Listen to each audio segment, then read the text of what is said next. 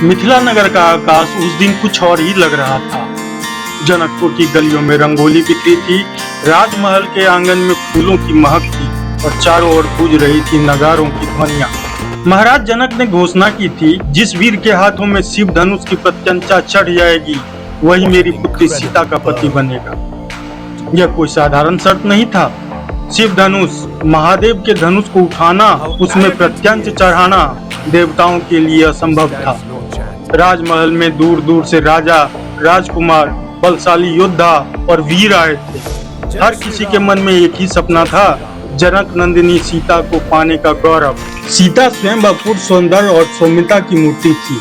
उनके व्यक्तित्व में शालीनता, भक्ति और करुणा थी। मिथिला के लोग उन्हें भूदेवी की कन्या कहते थे, क्योंकि जनक ने उन्हें हल चलाते समय धरती से पाया था।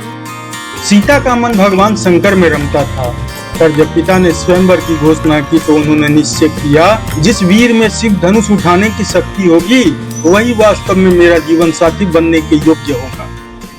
स्वयंवर के दिन विशाल सभा बनी। हजारों की भीड़, राजा महाराजा, ऋषि मुनि और जनक के दरबार का भव्य मंडप। मध्य में रखे थे शिव धनुष। वह धनुष पर्वत सा विशाल था। उसका भार ऐसा था कि साधारण मानव तो पास जाने से भी कांप जाता। सभा में आते जाते सभी उसे देखकर विस्मित हो जाते। सबसे पहले मिथिला के निकटवर्ती राजकुमारों ने धनुष उठाने का प्रयास किया। कोई उसे हिला न सका। कुछ तो केवल पास जाते ही घबरा कर लौट गए। इसके बाद शक्तिशाली राजाओं की बारी आई। मगध, काशी, कौशल, अयोध्या समेत अनेक राजाओं ने भीष्म संकल्प लिया, किंतु धनुष अपनी जगह पे अडिग खड़ा रहा। सभा में हंसी ठिठोली भी होने लगी। किसी ने कहा, यह तो पर्वत है, इसे कौन उठा पाएगा। किसी ने ताना मारा, शिव जी का धनुष है, मर्त्य लोक का कोई वीर इसे छू नहीं सकता। महाराज जनक दुखी हो उठे। उन्होंने व्यथा व्यक्त करते हुए कहा, लगता है आज मेरी प्रतिज्ञा झूठी हो जाएगी। सीता जैसी कन्या का भाग्य शायद किसी से नहीं जुड़ पाएगा। सभा में उदासी छा गई। उसी समय उपस्थित थे महर्षि विश्वामित्र, जिनके साथ राम और लक्ष्मण भी वहां आए थे। राम और लक्ष्मण दोनों अयोध्या के राजकुमार थे, दशरथ के पुत्र। वे विश्वामित्र के संग वन में राक्षस वध का धर्म की रक्षा कर रहे थे। महर्षि विश्वामित्र ने राम की ओर संकेत किया और कहा, राम अब तुम आगे बढ़ो। सभा के लोग चकित हुए। वे देखने लगे, यह तो कोमल, सौम्य और विनम्र राजकुमार है, इसमें क्या बल होगा। राम शांत मुद्रा के साथ आगे बढ़े। उनकी चाल धीमी और गंभीर थी। सभा में बैठे सभी लोग उनके तेज से चमत्कृत थे। सीता की आंखें भी राम पर ठहर गई। उनके मन में पहली बार अज्ञात भाव जागे।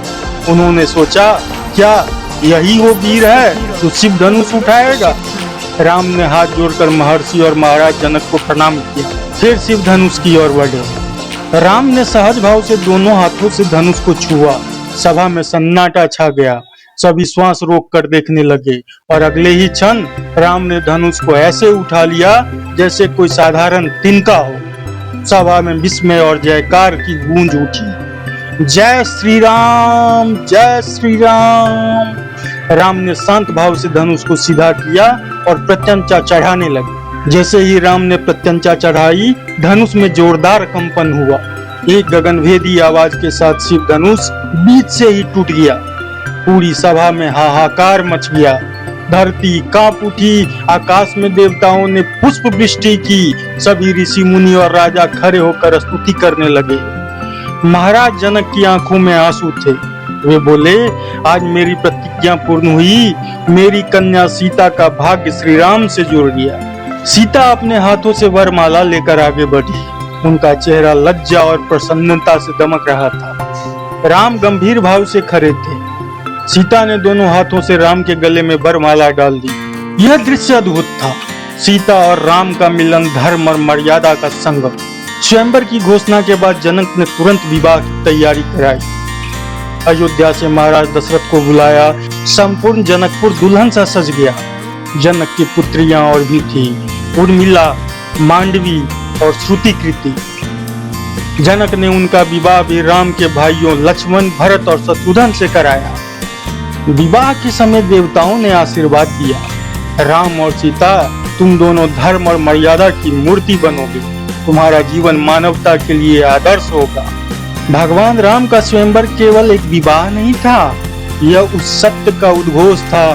शक्ति और सौंदर्य का मिलन तभी पवित्र है जब उसमें धर्म और मर्यादा हो। अहंकार से धनुष नहीं उठता, केवल संयम और भक्ति से ही संभव होता है।